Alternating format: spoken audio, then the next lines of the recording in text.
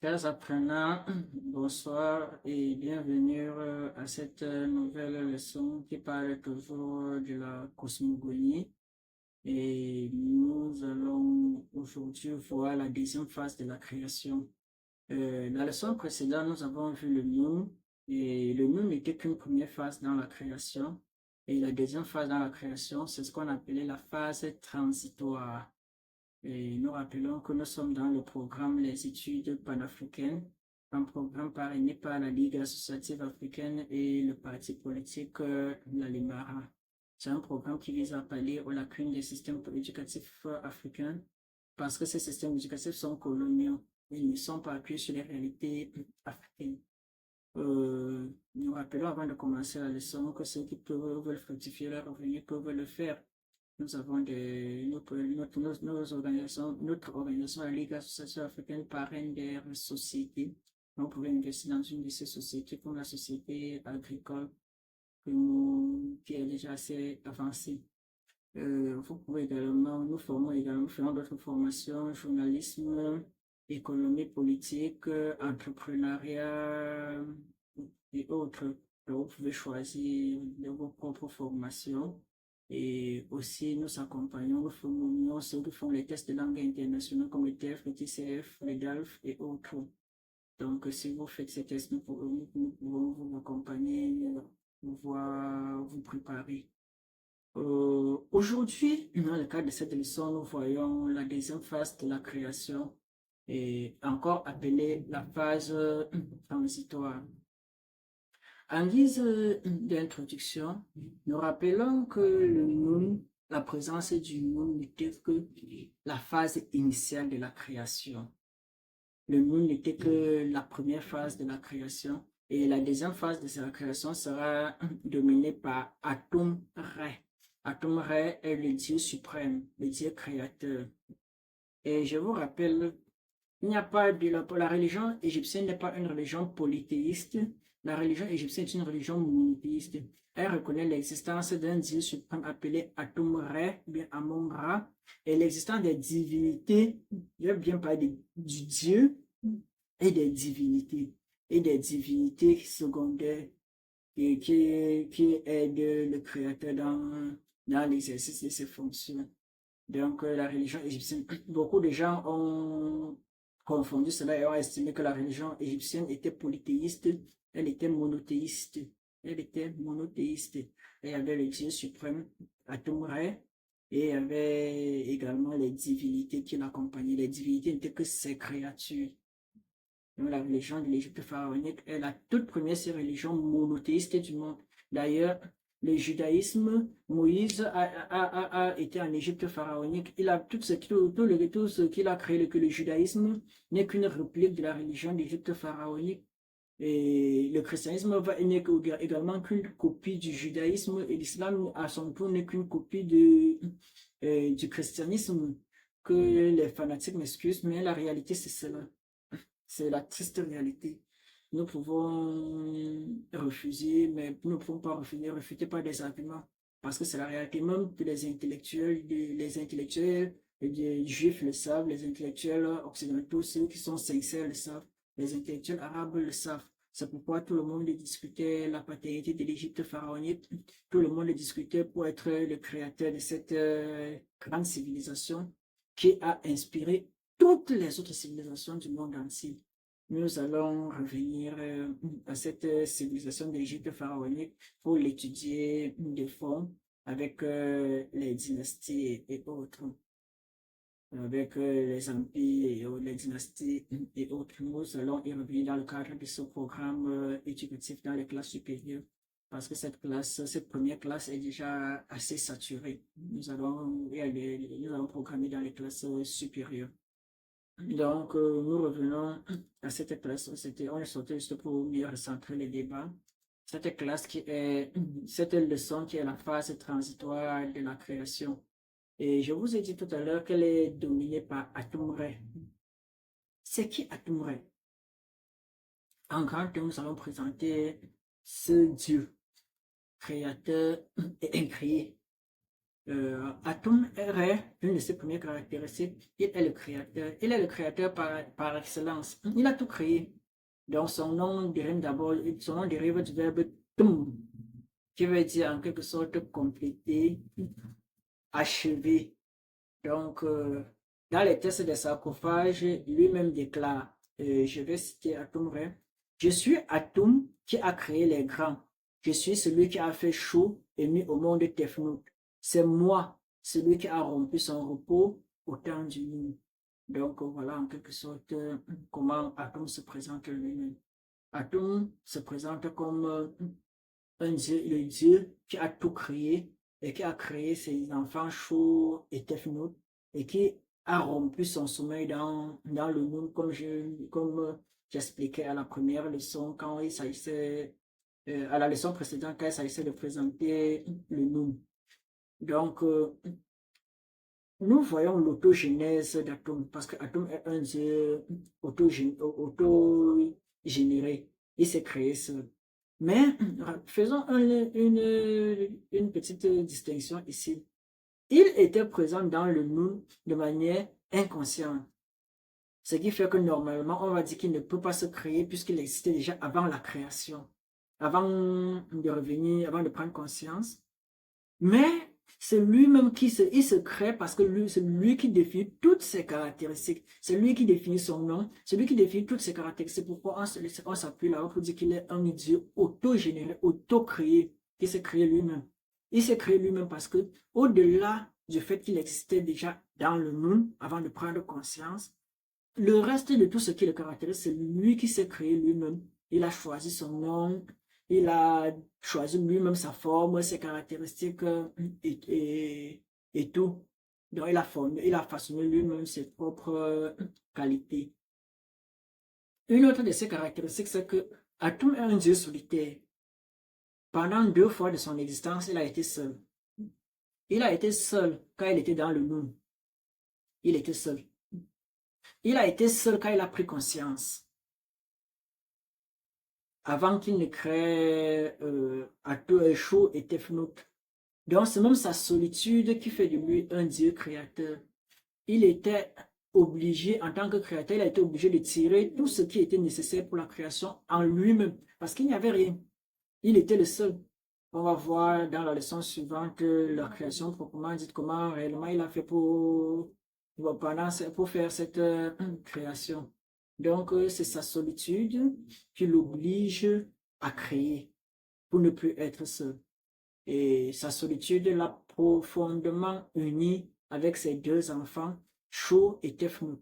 Les 3 forment la première trinité. On va voir, et ce n'était pas la seule trinité, il y a eu d'autres trinités. Il y a eu d'autres trinités, Osiris, Isis, Horus. Mais la toute première trinité, c'est la trinité Atum, Shu et Tefnut. Atum et ses 2 enfants.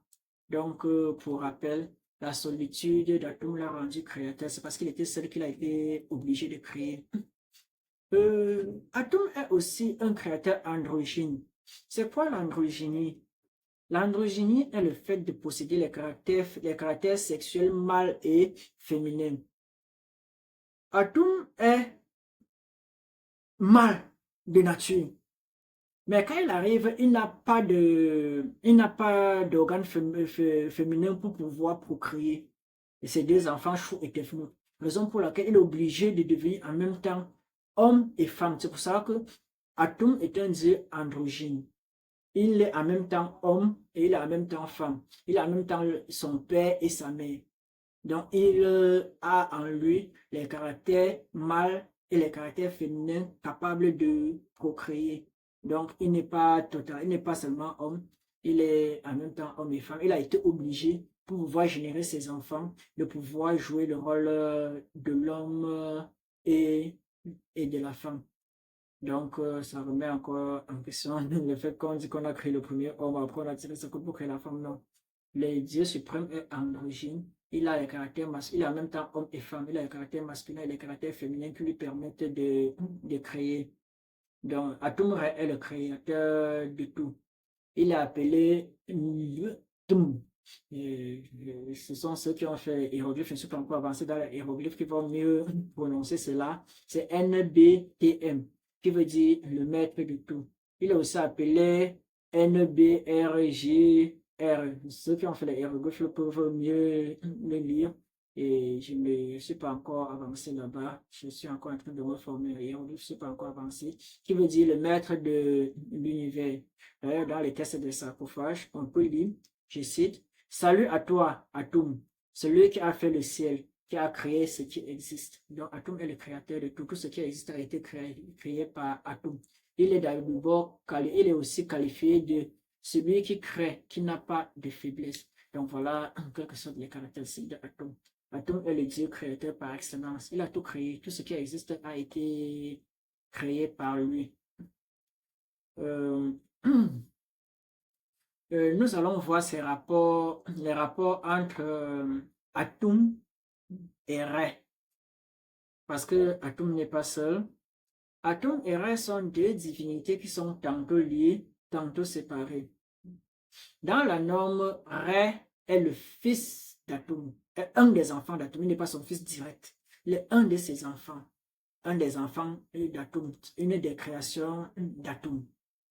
Mais Ré joue le rôle d'Atum dans la création. Une fois qu'Atum a tout créé, Atum s'est retiré et celui qui l'a remplacé dans la création, qui assure la création à son nom, s'appelle Ré. On peut également lire ce texte, je le cite. Je suis Ré, je suis Atum, le maître de l'éternité, le pilier de la pérennité. Donc, Ré est Atum, parce que Ré remplace Atum dans la création, dans le monde créé. Donc, quand vous parlez de Ré, vous parlez d'Atum, parce que Ré est son remplaçant. C'est en quelque sorte comme un père ou bien un responsable peut déléguer ses responsabilités à quelqu'un pour le représenter quelque part, et quand il arrive à cet endroit, il est considéré comme celui qui devait venir. C'est la même chose entre Atum et Ré. Et Atum a délégué ses responsabilités dans le monde créé à Ré. Ré n'est pas le seul à qui il a délégué ses responsabilités. Et on va voir avec la suite. On reprend, pour continuer, on reprend également cette pensée de Ré. Il dit, je suis Ré qui est éternellement saint. Je suis Atum qui est plus glorieux que les glorieux. Donc les deux en même temps, même s'ils sont séparés, les deux jouent un même rôle parce que l'un remplace l'autre dans le monde créé. Donc, Ré est une descendance d'Atum. Je cite encore cette phrase cette citation assez longue mais assez expressive. Je suis Ré, le dignitaire, digne dans le ciel, celui dont la mer ignore le nom. Je suis puissant dans l'horizon, je suis noble dans le ciel comme Atum, mon père, qui m'a mis au monde. Il m'a donné son bas, il m'a donné sa puissance. Donc, c'est assez expressif.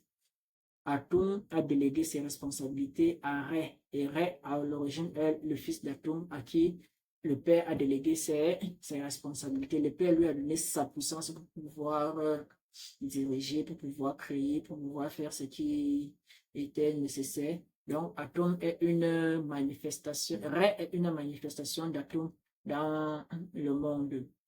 Et une fois, je me rappelle, une fois que Atum a créé, Atum n'a plus participé à la création. C'est Ré, sous forme de disque solaire, qui a continué le processus de création. Donc, Ré n'est qu'une manifestation d'Atum. Ré n'est qu'une manifestation d'Atum. Et les deux, Atum et Ré, agissent à deux moments différents de la création. Atum agit à la création, et une fois que la création est faite, Atum laisse ses responsabilités à Ré, et c'est Ré désormais qui poursuit la création. Il n'y a pas que Atum et Ré, il y a également Atum et Kepri, puisque Kepri c'est également un créateur. Dans certains documents, vous allez voir que le Dieu suprême s'appelle Kepri, dans d'autres, vous allez voir Ré, et dans certains documents encore, vous allez voir Amon Ré, dans d'autres, vous allez voir Atum Ré. Donc, Atum on a vu que Atum et Ré, c'est la même personne. Ré n'est qu'une manifestation d'Atum. Kepri n'est également qu'une manifestation d'Atum. Ré et Kepri sont en fait les manifestations d'Atum. Et Kepri a pour rôle de régénérer le soleil. Je vous ai dit à la leçon précédente que chaque soir, le soleil passe se régénérer dans le noun. Et le lendemain, le soleil se régénère et continue son cours. Et c'est lui qui permet au soleil de se régénérer le matin. Ce qui permet à Ré de se régénérer le matin, c'est Kepri. Donc, c'est Kepri qui est la divinité qui permet à Ré de se régénérer le matin. Ça veut dire que Kepri n'est pas là. Ré ne peut pas se régénérer le matin hors du noun. C'est Kepri qui permet à Ré d'exister le matin. C'est pourquoi Kepri est également une manifestation d'Atum, mais Kepri n'a pas tous les pouvoirs de Ré. Ré a tous les pouvoirs dans la création, or Atum n'intervient que dans la phase de la régénération. Je pense cette pensée de Kepri dans les textes des pyramides. Je cite: salut à toi, Atum, salut à toi, Kepri, qui est venu à l'existence de lui-même. Peux-tu t'élever en ce tien nom? Peux-tu venir à l'existence en ce tien nom de Kepri? Ça veut dire que Kepri est également une manifestation d'Atum. Atum a délégué aussi certaines de ses charges à Kepri, et plus précisément la charge de permettre à Ré de renaître. Et Kepri n'a pas que ce rôle. Cette pensée de Kepri est encore plus explicite, je voulais dire. Il dit: j'ai ouvert les ténèbres, j'ai mis au monde mon père, j'ai engendré ma mère. Or, on sait que c'est Atum qui a joué ce rôle. Donc, Kepri remplace Atum. Kepri joue le rôle d'Atum dans certaines circonstances. Donc, Atum, Ré et Kepri ne sont que les différentes manifestations du Dieu créateur, ou on va dire plus précisément, Ré et Kepri ne sont que les différentes manifestations d'Atum dans le monde créé ou bien dans la création. Tandis que Ré n'a pas de limite, Atum lui est plus limité dans la renaissance des Ré, et Kepri est plus spécialisé est limité dans la renaissance des Ré, et Kepri permet également la décomposition des défunts. Donc sans Kepri, les défunts ne peuvent pas se décomposer et la création ne pourra pas survivre. Donc voilà, et c'était un grand deux. Nous allons voir la prise de conscience d'Atum et le début de la création. Nous commençons par la prise de conscience d'Atum. Nous avons vu que Atum était présent dans le monde, mais de manière inerte, de manière inconsciente. Et nous engage un dialogue avec Atum. Nous commençons à parler à Atum. Et c'est le dialogue